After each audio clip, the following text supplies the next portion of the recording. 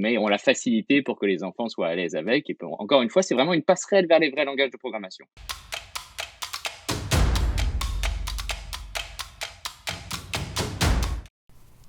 Bienvenue dans ce nouveau podcast vidéocast d'Into the Minds. Aujourd'hui, je reçois Amine et Adrien, les deux têtes pensantes, vraiment, de Coding Park. On a bien rigolé avant en répétant l'intro. Salut Amine, salut Adrien.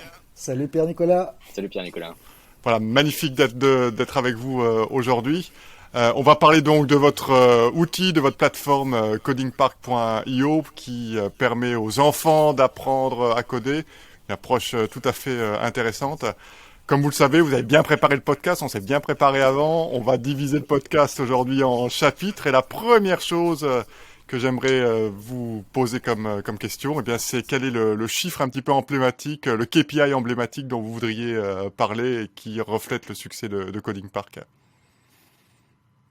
Alors je commence, Vas-y, Amine, vas-y. c'est 10 000 utilisateurs inscrits sur nos bases, donc depuis le lancement de la plateforme en début 2019.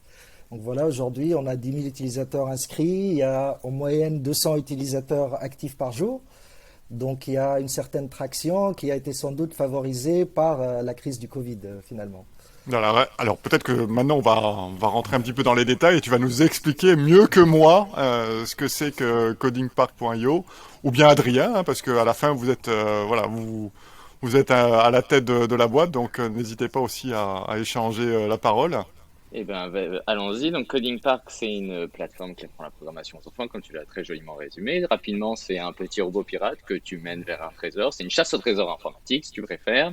Et donc, pour aider Cody, le robot pirate, à aller jusqu'au trésor, eh ben, les enfants sont obligés de le programmer, en tout cas doivent le programmer. Et en le programmant correctement, grâce à un langage textuel, eh bien, le robot pirate arrive petit à petit jusqu'au trésor. Et donc, au début, c'est vraiment un univers, un design particulier. Et au fur et à mesure, quand les enfants commencent à progresser dans les niveaux, ça devient de plus en plus compliqué.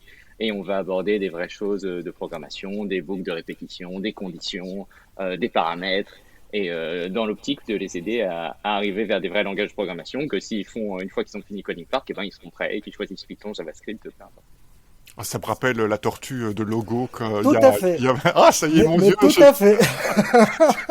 Merci de me rajeunir, Amine. Terrible.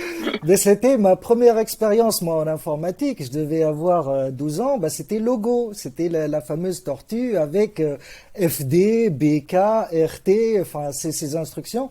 Et en fait, ça, fondamentalement, ce mini langage de Logo, en fait, c'est un langage dédié. Ah, et c'est exactement la même approche qu'on a adoptée pour créer Coding Park. Comme quoi, il faut parfois pas avoir ou pas faire des inventions disruptives. Il suffit de reprendre des vieux trucs d'il y a 30 ans. Et puis on les Exactement. remet au goût du jour.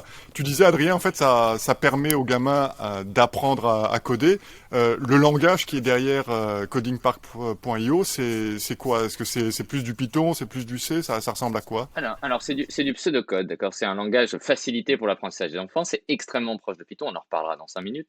Mais simplement, le langage est adapté au niveau des enfants. C'est-à-dire que dans certains langages de programmation, par exemple, sans rentrer dans les détails, dans Python, si tu fais un espace en trop, eh bien, tu peux avoir une erreur. Là, ici, on n'est pas sur cette exigence particulière. On leur demande de faire des choses, des syntaxes, respecter une syntaxe informatique, si tu veux, qui est proche de la vérité, bien mettre des parenthèses derrière le mot pour que la fonction puisse s'accomplir. Mais on l'a facilité pour que les enfants soient à l'aise avec. Et encore une fois, c'est vraiment une passerelle vers les vrais langages de programmation. On te demande une certaine rigueur, aucun souci, mais on l'a facilité pour des enfants, comme je disais, fin d'école primaire, début du collège.